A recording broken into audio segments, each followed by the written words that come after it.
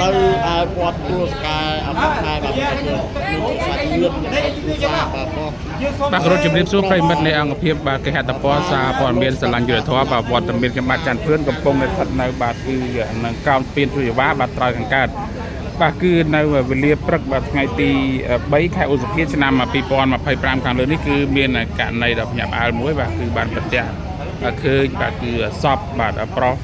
បានដែតទឹកបាទទន្លេបាទទៅនៅច្រាំងទន្លេស្ពានជួយវ៉ាបាទត្រើយខាងកើតហើយក៏ត្រូវបានអ្នកនេសាទបាទតាក់ទងទៅសមាជិកឲ្យក៏បាន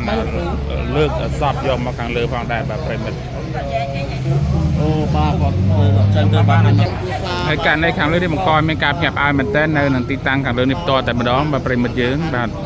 ហើយចំបញ្ជាក់ថាយើងទទួលបានព័ត៌មានបន្ថែមពីសាច់ញាតិនៃសពខាងលើបាទដឹងថានៅបាទថ្ងៃទី1បាទខែឧសភាខាងលើនេះបាទគឺបរោះដែលបានលោតទឹកសម្រាប់ខ្លួនហ្នឹងគឺមិនដឹងថាមានវិបត្តិអ្វីទេក៏បានមកឡើងលើស្ពានទុយវ៉ាគឺនៅវេលាម៉ោង10យប់បាទរួចក៏បានសម្រេចចិត្តបាទលោតទឹកសម្រាប់ខ្លួនបាទតលតែម្ដងបាទលោះនៅព្រឹកបាទថ្ងៃទី1ខែឧសភាខាងលើនេះក៏បានប្រទះឃើញបាទអសពខាងលើបាទគឺអត់បានអណ្ដែតម៉ូទ័រនឹងច្រាំងមាត់ទន្លេនៃស្ពានជួយវ៉ាផ្ទាល់តែម្ដងដែលស្ថិតនៅក្នុងសង្កាត់ជួយវ៉ាខណ្ឌជួយវ៉ារាជធានីភ្នំពេញបាទក្រោយការហេតុបាទគឺបានបងប្អូនប្រជាពលរដ្ឋរាយការណ៍ទៅកម្លាំងសមាជិកមូលដ្ឋាននិងបានតំណាក់តំណងទៅខាងចក្ខុកសលវិច័យដើម្បីចុះមកធ្វើកសលវិច័យបាទទៅលើសពបរិសុទ្ធខាងលើនេះផ្ទាល់តែម្ដងបាទចំពោះសពគឺត្រូវបានក្រុមគ្រួសារសាច់ញាតិបាទនឹងយកទៅធ្វើបុណ្យនៅវត្តទូសកែបាទសង្កាត់ទូសកែខណ្ឌរិស័យកែវរាជធានីភ្នំពេញនេះផ្ទាល់បាទប្រិមិត្តហើយនេះគឺជាទស្សនវិជ្ជាជំវិញនឹងទីតាំងកន្លែងកើតហេតុនេះផ្ទាល់តែម្ដងហើយយ៉ាងណាយើងនឹងនាំប្រិមិត្តទៅបាទស្ដាប់បាទក្រុមគ្រួសារសាច់ញាតិនៃសពថាតើមកដើមហេតុនៃបរិសុទ្ធខាងលើដែលបានលុតទឹកសម្រាប់ខ្លួននេះបាទដោយមូលហេតុអ្វីបាទហើយបន្តទៀតយើងនឹងធ្វើការសុភាសួរនាំទៅដល់ក្រុមគ្រួសារសាច់ញាតិរបស់គាត់ផងដែរបាទប្រិមិត្ត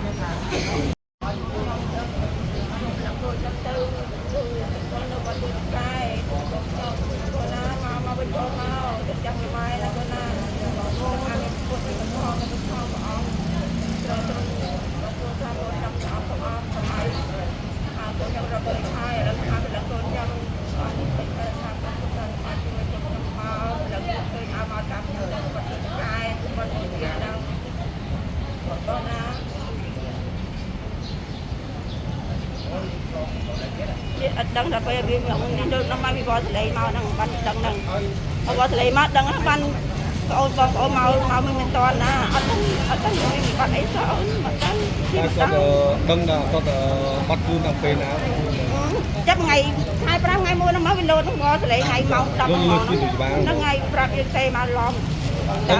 ដឹងពេលលោតទៅវេលាម៉ោងប៉ុន្មានម៉ោង10ហ្នឹងវាខវាវត្តស្លេមកឲ្យយើងស្ដាប់ហ្នឹងហើយបាយទៀតដាក់ប្រាប់ម៉ាក់បងឲ្យអូនលៀបងហើយអូនបានថាដល់បានអីវាលោតក្រោយទៅហ្នឹងអត់មាននៅខោឡោទេហើយកាត់ឲ្យមកកាត់ឲ្យលោតគាត់នៅដល់បានដឹងគាត់មានគ្រួសារហើយនៅកូននៅលីតាចាហើយកូនជាកូនទីប៉ុន្មានកូនបើគេទី4ចាតែបានអស់បងពីស្អីពីគាត់គុំទៅគេហើយកូនមុខរបរគាត់ធ្វើគេគឺការរោងចក្រចាគាត់មានវិបត្តិអីដែរណាមីមិនដឹងខ្ញុំអីទេវាអត់ដឹងវិបត្តិអីសោះកូនខ្ញុំវាលាក់ខ្ញុំនៅមានវិបត្តិអីអត់ដឹងដល់អស់គ្នាអបងវាលាក់ណាគុំមានអត់អស់នៅក្នុងទូរស័ព្ទគាត់ចាំដល់ពេលនេះអូបាទគាត់លោតរយៈពេលប្រហែលថ្ងៃណាមីថ្ងៃ1ខែ5យើងហ្នឹងឲ្យយកម៉ោង10យកម៉ោង10ចាបាទដល់ពេលវាម៉ោងហើយគាត់មានឈ្មោះដែរបងនាងតារាហាតឿគេហៅតួបើនៅក្នុងជីជាតិនាងតារាបាទប៉ុន្តែគេហៅតួចាលោកតួចឹងមិញសាក់សពពលមិញត្រូវយកទៅវត្តយកទៅវត្តទូសកែតែម្ដងចាហើយស្រុកកំណើតកំណើតនៅពេញហ្នឹងហ្មងពេញហ្នឹងហ្មងហ្នឹងហ្មងចាកើតនៅពេញហ្នឹងហ្មងនៅខាងខាងកៅកាលពីមុនកើតនៅបឹងសាឡាងតែពេលឥឡូវគឺនៅយើងទៅនៅខាងកៅបាន5ឆ្នាំហើយហ្នឹងហើយនៅបឹងសាឡាងកើតនៅបឹងសាឡាងបែរទៅស៊ីយើងបាទអរគុណច្រើនចាអរគុណចា បាទប្រិមិត្តឥឡូវខាងជំនាញបាទវិទ្យាសាស្ត្រចាក់ខុសកសលវិច័យបានចុះមកដល់ហើយនឹងកំពុងរៀបចំបាទធ្វើកសលវិច័យទៅលើសពបាទបងអូនប្រុសខាងលើដែលបានលុតទឹកសម្រាប់ខ្លួនកាលពីថ្ងៃទី1ខែឧសភាឆ្នាំ2025បាទហើយចំពោះសាច់ញាតិក៏បានមកដល់ទីតាំងខាងលើដែរបាទប្រិមិត្តហើយនេះគឺជាសាច់ញាតិរបស់គាត់បាទកំពុងតែធ្វើការបាទឲ្យធូបនិងឧទ្ទិសបាទទៅដល់វិញ្ញាណក្ខន្ធរបស់បងអូនប្រុសខាងលើនេះផ្ទាល់ផងដែរ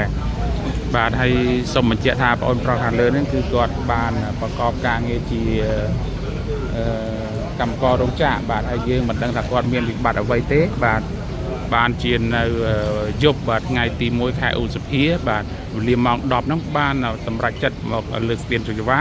បាទលោតទឹកសម្រាប់ខ្លួនផ្ទាល់តែម្ដងបាទក្រោយពីលោតទឹកក្រុមគ្រួសារសាច់ញាតិរាវបាទរកដែរប៉ុន្តែរកមិនឃើញបាទដូចដល់ព្រឹកបាទថ្ងៃទី3បាទខែឧសភានេះក៏បានប្រទះឃើញសពមិនដែរ